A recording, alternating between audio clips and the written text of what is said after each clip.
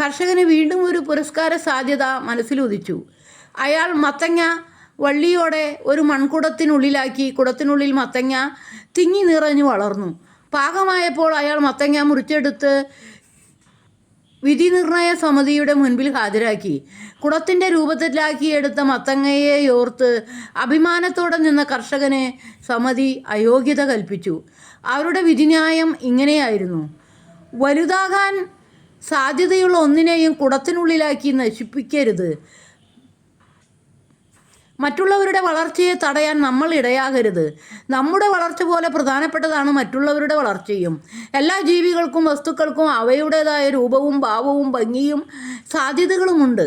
അവയെ സ്വന്തം ഇഷ്ടങ്ങളിലേക്ക് ഒതുക്കി നമ്മുടെ കൗതുക വസ്തുക്കളാക്കി മാറ്റരുത്. നമ്മുടെ കൗതുകങ്ങളിൽ നിന്ന് മറ്റുള്ളവരുടെ തേങ്ങലുകൾ ഉയരാൻ ഒരിക്കലും ഇടയാകരുത്. ഒരാളുടെ ജീവിതത്തോട് നമുക്ക് ചെയ്യാൻ കഴിയുന്ന ഏറ്റവും വലിയ നീതി അയാളുടെ വളർച്ചയ്ക്ക് സഹായകരമായ സാഹചര്യങ്ങൾ സൃഷ്ടിച്ചു കൊടുക്കുക എന്നതാണ്. അഥവാ അതിന് കഴിഞ്ഞില്ലെങ്കിലും അയാളുടെ വളർച്ചയെ മുരടിപ്പിക്കുന്നതൊന്നും ചെയ്യാതിരിക്കുകയെങ്കിലും വേണം.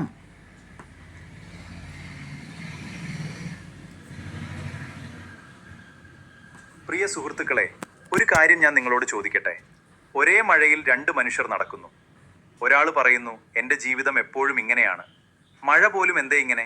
മറ്റൊരാൾ പറയുന്നു, ഈ മഴ എത്ര മനോഹരമാണ്, ചൂടിന് ശേഷം പ്രകൃതി എത്ര സുന്ദരമായി മാറി. മഴ ഒന്നു തന്നെയാണ്, പക്ഷേ കാഴ്ചപ്പാടാണ് വ്യത്യാസം. നമ്മുടെ ജീവിതവും അതുപോലെയാണ്. സംഭവങ്ങൾ എല്ലായ്പ്പോഴും നമ്മുടെ നിയന്ത്രണത്തിലാകണമെന്നില്ല. എന്നാൽ ആ സംഭവങ്ങളെ എങ്ങനെ കാണണം എന്നത് നമ്മുടെ തീരുമാനമാണ്.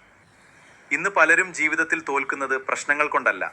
എനിക്ക് പറ്റില്ല, എൻ്റെ ഭാഗ്യം മോശമാണ്, ഞാൻ ഒരിക്കലും വിജയിക്കില്ല എന്ന നെഗറ്റീവ് ചിന്തകളാണ് അവരെ തളർത്തുന്നത്. ഒരു കാര്യം ഓർക്കുക, ഓരോ നെഗറ്റീവ് ചിന്തയും നിങ്ങളുടെ സ്വപ്നങ്ങൾ അടച്ചിടുന്ന ഒരു വാതിലാണ്. ഓരോ പോസിറ്റീവ് ചിന്തയും പുതിയൊരു അവസരത്തിൻ്റെ വാതിൽ തുറക്കുന്നു. ഒരു കർഷകൻ വിത്ത് വിതയ്ക്കുമ്പോൾ അത് ഉടൻ മരമാകില്ലെന്ന് അവനറിയാം. എങ്കിലും അവൻ പ്രതീക്ഷ കൈവിടുന്നില്ല.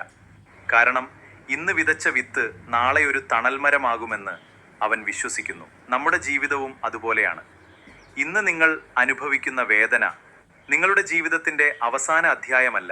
ഒരുപക്ഷെ ഏറ്റവും മനോഹരമായ അധ്യായം തുടങ്ങുന്നതിന് മുമ്പുള്ള ഒരു പരീക്ഷണമാകാം. ജീവിതത്തിൽ ചിലർ നിങ്ങളെ വിമർശിക്കും, ചിലർ നിങ്ങളെ അവഗണിക്കും, ചിലർ നിങ്ങളെ ചെറുതാക്കി കാണും. പക്ഷേ ഒരു ചോദ്യം ചോദിക്കൂ, അവരുടെ വാക്കുകൾ കേട്ട് ഞാൻ എൻ്റെ ജീവിതം നിർത്തണോ, അതോ എൻ്റെ ലക്ഷ്യത്തിലേക്ക് മുന്നോട്ട് പോകണോ? കപ്പൽ കടലിൽ സുരക്ഷിതമാണ്, പക്ഷേ കപ്പൽ ഉണ്ടാക്കിയിരിക്കുന്നത് തുറമുഖത്ത് നിൽക്കാനല്ല, കടലിലൂടെ സഞ്ചരിക്കാനാണ്. അതുപോലെ നിങ്ങൾ ജനിച്ചിരിക്കുന്നത് ഭയത്തിൽ ജീവിക്കാനല്ല, ആത്മവിശ്വാസത്തോടെ മുന്നോട്ട് പോകാനാണ്. ഇന്നൊരു തീരുമാനമെടുക്കൂ.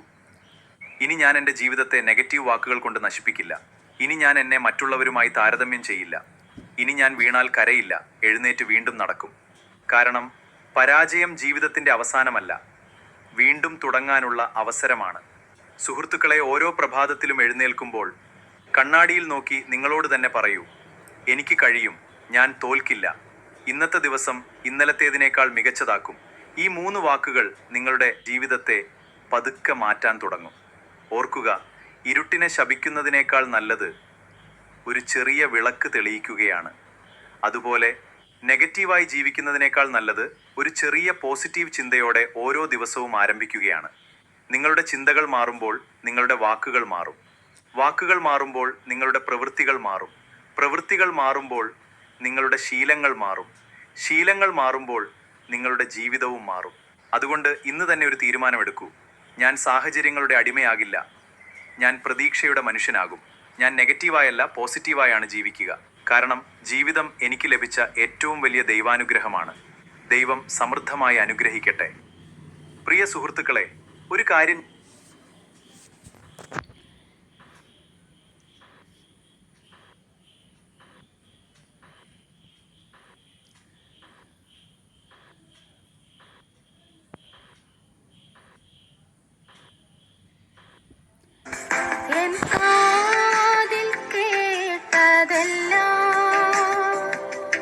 ഓരോന്നും ഞാൻ കണ്ടിടുന്നു.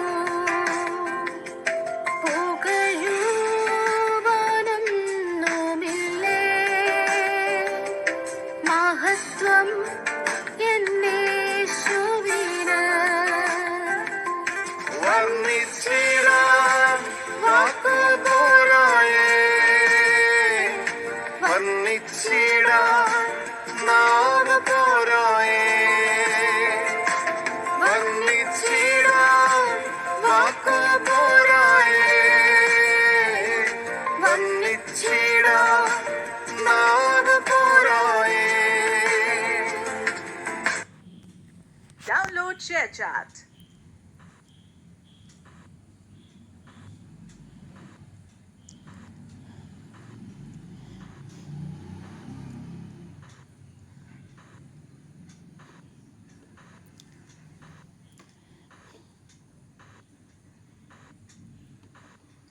ഗീതം ഗീതം ജയ ജയ ഗീതം പാടുവിൻ സോദരരെ, നമ്മളേശുനാഥൻ ജീവിക്കുന്നതിനാൽ ജയഗീതം പാടിടുവിൻ. നമ്മളേശുനാഥൻ ജീവിക്കുന്നതിനാൽ ജയഗീതം പാടിടുവിൻ. പാപം ശാപം സകലവും തീർപ്പാനവതരിച്ചിഹേ നരനായി, ദൈവകോപത്തിൽ വെന്തരിഞ്ഞവനാം രക്ഷകൻ ജീവിക്കുന്നു.